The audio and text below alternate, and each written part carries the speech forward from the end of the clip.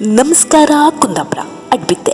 ವಿಷಯ ಇಷ್ಟೇ, ಕೆಲ್ಸಕ್ಕಂದೇಳಿ ಊರು ಬಿಟ್ಟು ಹೋದರಿಗೆ ಮನ್ಸಾದಳಿಕೆ ಊರಿಗೆ ಹೋಗಿ ಕನ್ಕೊಂಡ್ರು ಊರಿಗೆ ಹೋಗ್ಬೇಕೈದೆ. ಕೆಲವೊಂದು ಸಲ ರಜೆ ತಕ್ಕ ಊರಿಗೆ ಹೋದಲ್ಲಿ ಕಳೆದ ಕ್ಷಣ ಎಲ್ಲ ಎಣಿಸ್ಕೊಂಡ್ರೆ ಏನೋ ಖುಷಿಯಲ್ದ.